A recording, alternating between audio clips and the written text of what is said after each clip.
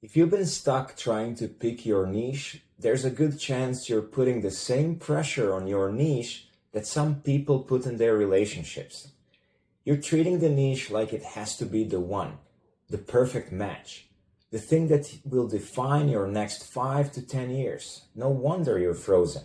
A niche isn't a marriage, it's dating. And once you start seeing it that way, everything gets lighter and calmer. And you finally start moving again. Let me explain to you what I mean. Think about the moments when dating becomes stressful. It's not the first date itself, but the expectation behind it. When someone walks into a first date thinking, this person better be perfect, they're not meeting a human being, but rather a checklist. That pressure ruins everything. And that's exactly what happens with niche selection.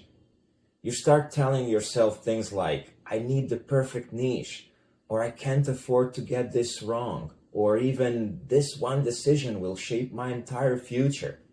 And once those thoughts settle in, it's no surprise the whole thing starts to feel heavier than it should.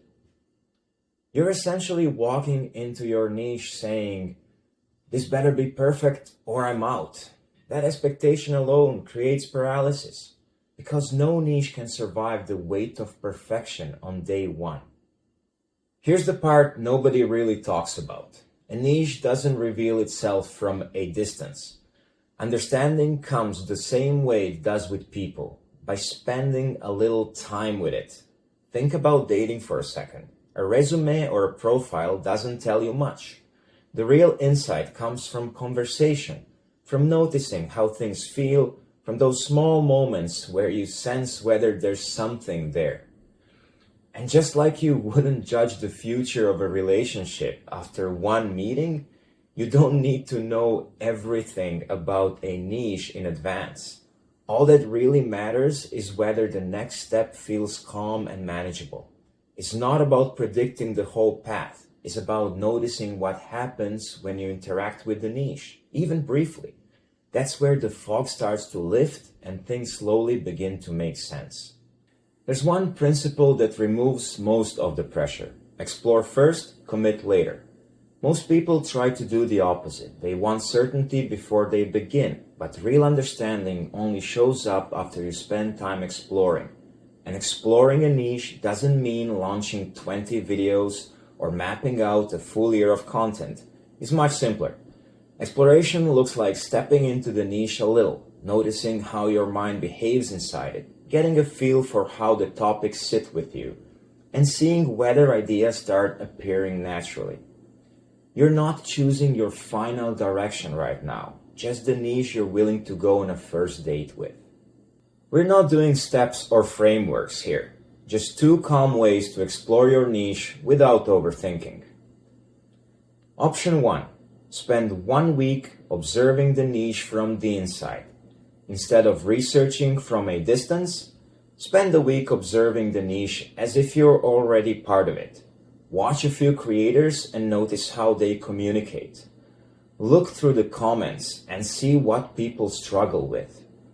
Pay attention to the questions that show up again and again and which topics spark real conversations. You're not judging the niche, just feeling it out.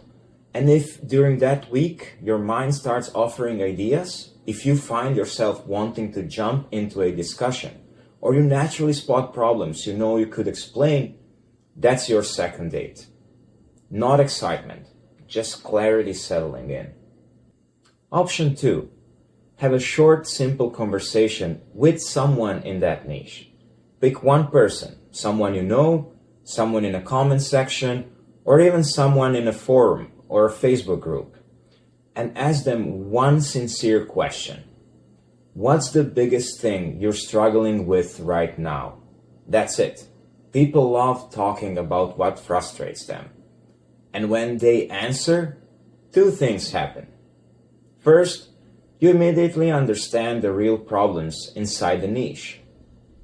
And second, you see whether your mind naturally wants to help solve those problems. And when you talk to someone inside that niche, pay attention to the energy of the conversation. Maybe the ideas start appearing without effort. Maybe you notice yourself wanting to help, or the exchange simply feels comfortable and genuine. Those little signals tell you a lot. They show whether the niche might be a natural fit for you, without forcing anything. Congratulations, you've just had your second date with the niche. And if it doesn't feel natural, good. You just saved yourself months of guessing. That's the point of exploration. You don't need to know whether this niche is permanent or just a starting point. There's no pressure to map out the entire path right now. What matters is releasing the weight that's been making this decision feel so heavy. When you stop treating the niche like a lifelong contract, things start to open up.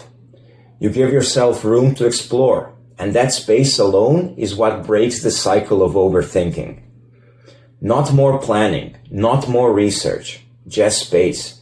Spend a little time noticing how the niche actually feels. Those simple moments are enough to get things moving again. For now, take your niche on a first date. No pressure, no expectations, just clarity. But if you want to go a bit deeper, watch this video to learn why choosing a niche feels so overwhelming in the first place.